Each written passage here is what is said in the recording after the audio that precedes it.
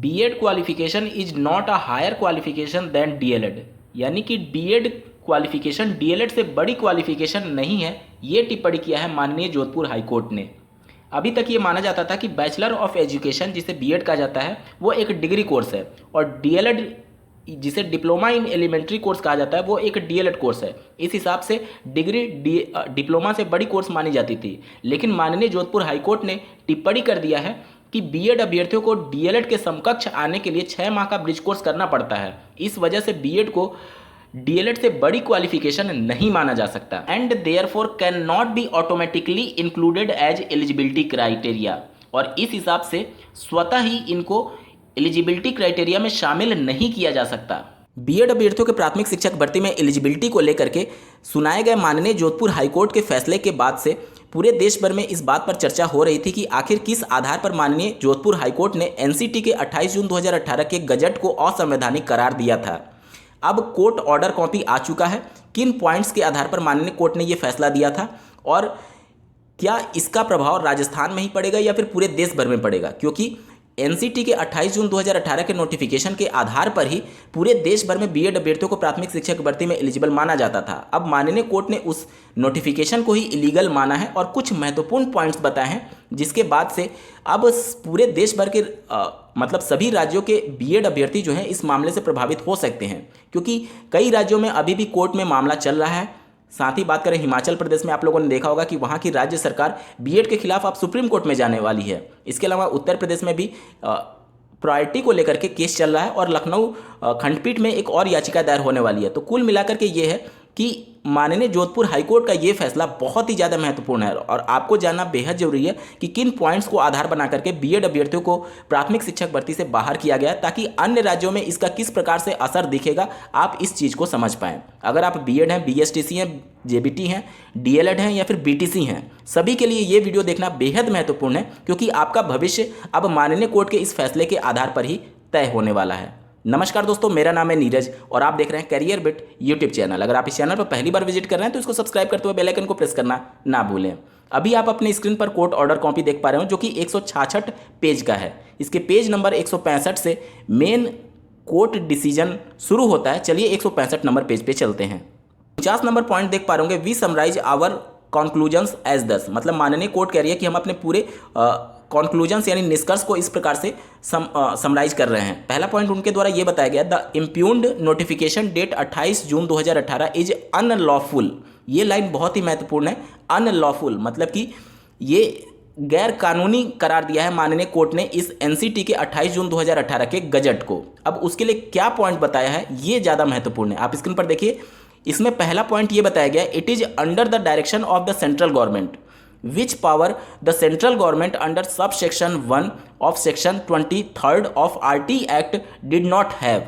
मतलब कि माननीय कोर्ट ये कह रही है कि RT Act 2009 के धारा 23 के उपधारा 1 में केंद्र सरकार को कौन सी ऐसी शक्तियां नहीं दी गई थी जिसके बाद से इस नोटिफिकेशन को जारी कराने की नौबत आई। इसके बाद से दूसरा पॉइंट माननीय कोर्ट के द्वारा ये मेंशन किया गया, आप स्क्रीन पर देख पा रहे होंगे, It is not in exercise of power of the central government under subsection 2 of section 23rd of RT Act relaxation the eligibility criteria prescribed by the NCT, nor there has been any exercise for ascertaining exercise of conditions precedent for exercise such power।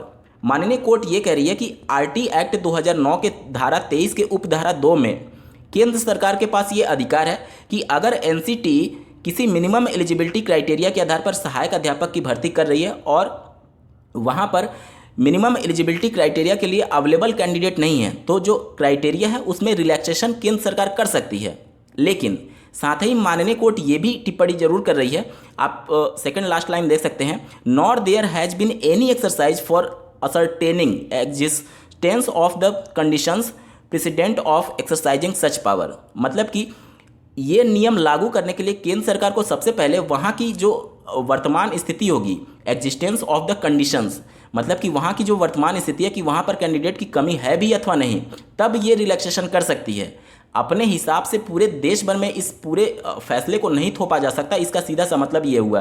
कहने का मतलब माननीय court ये कह रही है कि जो रिलैक्सेशन करना है एनसीटी की गाइडलाइन के अनुसार, वो रिलैक्सेशन उस राज्य की परिस्थितियों को अध्ययन करने के बाद से कि वहाँ पर मिनिमम एलिजिबिलिटी क्राइटेरिया के अभ्यर्थी हैं भी अथवा नहीं है। अगर नहीं है तब जाकर के रिलैक्सेशन करने के लिए केंद्र सरकार के पास अधिकार है, लेकिन अगर वहाँ पर कैंडिडेट अवेलेबल है तो केंद्र सरकार के पास भी अधिकार नहीं है। इसका सीधा सा मतलब ये हुआ। कहने का मतलब माननीय जोधपुर हाईकोर्ट जो एनसीटी का 28 जून 2018 का नोटिफिकेशन था, वह आरटी एक्ट 2009 दोनों को कॉन्फ्लिक्ट मान रही है। आरटी एक्ट 2009 जो कानून है उसे माननीय कोर्ट सुपीरियर मान रही है।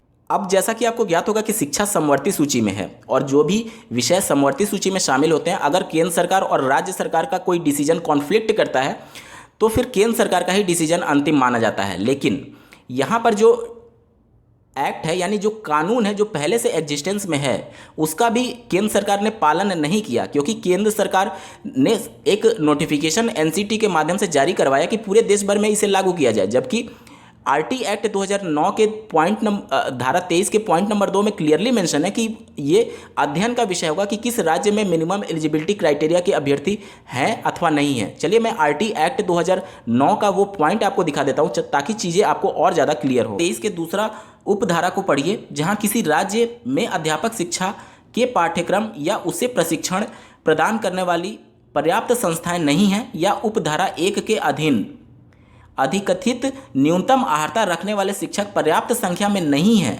वहां केंद्रीय सरकार यदि वह आवश्यकता समझे अधिसूचना द्वारा शिक्षक के रूप में नियुक्ति के लिए अपेक्षित न्यूनतम अर्हताओं को 5 वर्ष से अनधिक की ऐसी अवधि के लिए शिथिल कर सकेगी। कहने का मतलब कि ये राज्य टू राज्य वेरी करेगा।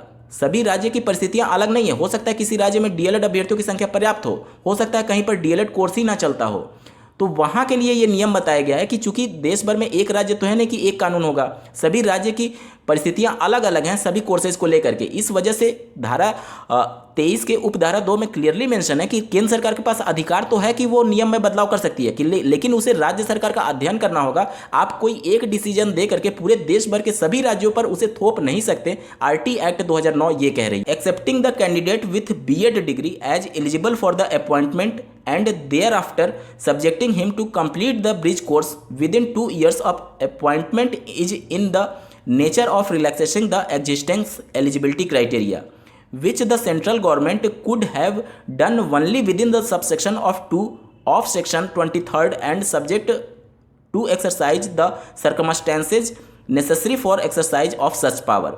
इसमें स्पष्ट शब्दों में कहा गया कि केंद्र सरकार के द्वारा जो बीएड अभ्यर्थियों को प्राथमिक शिक्षक भर्ती में अगर शामिल कराना है तो 2 साल के अंदर उनको 6 माह का ब्रिज कोर्स करना होगा। ये आरटी एक्ट 2009 के धारा 23 के उपधारा 2 के अंतर्गत अगर सरकार करती तो वो वैध माना जाता, लेकिन चूंकि उन्होंने ऐसा नहीं किया, वो राज्य सरकार से कोई सलाह मशवरा नहीं लिए थे कि आपके पास बीएसटीसी की संख्या पर्याप्त है अथवा नहीं है। उन्होंने एक नोटिफिकेशन एनसीटी से जारी करवाया जो पूरे देश भर पर थोप दिया।